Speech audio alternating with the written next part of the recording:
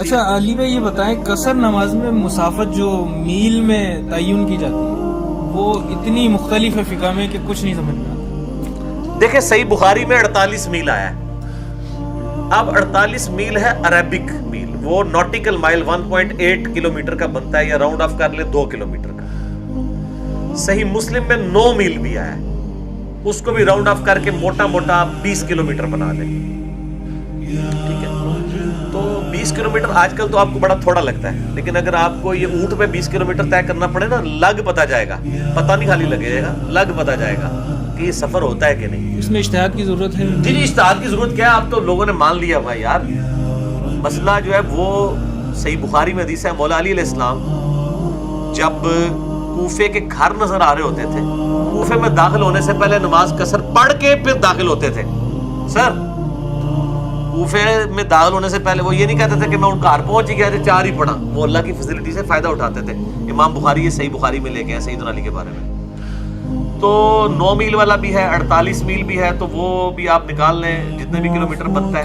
اس طرح صحیح مسلم صحیح بخاری میں آتا ہے کہ 19 دن تک جب آپ سے سب کا قیام ہوتا تھا, یعنی 19 دن سے زیادہ ہوگا.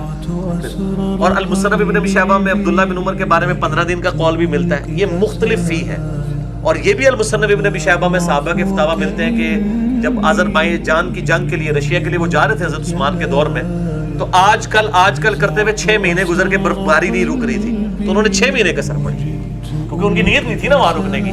وہ تو کہتے ہیں کل رکے گی تو چل جائیں. اگر یہ صورتحال ہو آج کل کرتے ہوئے تو آپ قصر بھی پڑھ سکتے ہیں. اور قصر واجب نہیں ہے, قصر سنت ہے, اور قصر نہ کرنا بھی سنت ہے. اچھا اس کی جی سنن نسائی میں حدیث ہے, عائشہ کہتی ہیں میں نے سفر میں فرض روزہ رکھ لیا, آپ نے چھوڑ دیا. میں نے فرض نماز پوری پڑھ لی, آپ نے قصر پڑھی. بعد میں حضور سے ذکر کیا میں احسنتی عائشہ, تو نے اچھا کام کیا اور مجھ پہ بھی ملامت نہیں. اور سنن دارقطنی میں حدیث موجود ہے صحیح سند کے ساتھ کہ نبی صلی اللہ علیہ وسلم سفر میں بعض کا پوری نماز بھی پڑھ لیتے تھے, یعنی فرض پورے. سنتیں تو ویسے ہی آپ کی آپ مطلب بہتر عمل کیا ہے, قصر کریں یا پھر؟ میرا خیال ہے کہ بہتر عمل آپ کی سچویشن ڈیسائیڈ کرے گی.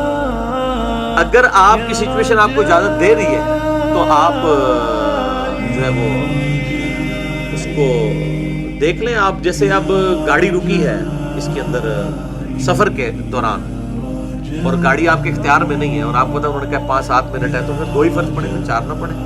اگر آپ کے پاس آپ 14 دن کے لیے چلے گئے, یہاں آ جاتے ہیں سپوز, اور اب آپ کے میں مسافر ہوں, میں 2 ہی پڑھتا رہوں, یہاں پہ امام مقیم 4 ہے, تو آپ کوشش کریں 4 پڑھ لیں, بہتر ہے. لیکن اس کے اوپر بہتر والا چکر کوئی نہیں, یہ کسی کے اوپر قدغن نہیں لگا سکتا, چوائس ہے. اگر آپ 2 کی فیسلٹی ویل کرتے ہیں تو ٹھیک ہے.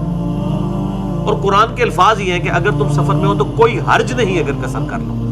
الفاظ کی انٹینسٹی بتا رہی ہے کہ جسٹ ریلیکسیشن ہے, واجبیت تو ہے ہی نہیں ہے.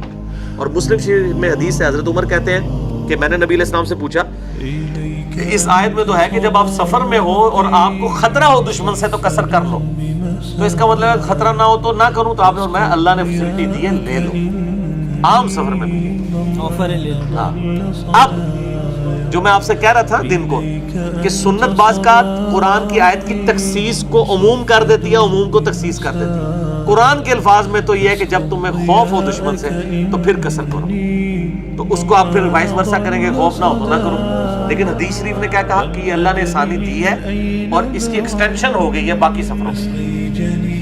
اور امت کے اجماع نے قبول بھی کر لی. امت کے اجماع نے کیسے ایسی بات قبول کر لی جو قرآن کے خلاف ہے؟ بظاہر اس کا مطلب ہے وہ قرآن کے خلاف نہیں, قرآن کی ایکسپلینیشن ہے, یعنی اس کی مزید اسپیسیفکیشن ہوگی. اچھا ریل گاڑی میں کس طریقے سے نماز کے وقت؟ دیکھیں یہ ریل گاڑی ہے, باقیوں مسئلے اس لیے آتے ہیں کہ ہم لوگ نماز جمع نہیں کرتے. بخاری مسلم میں حدیث ہے آپ صلی اللہ علیہ وسلم سفر میں ظہر اثر جمع کرتے تھے, مغرب عشاء. آپ جتنا مرضی سفر کریں آپ کو ٹائم مل جائے گا.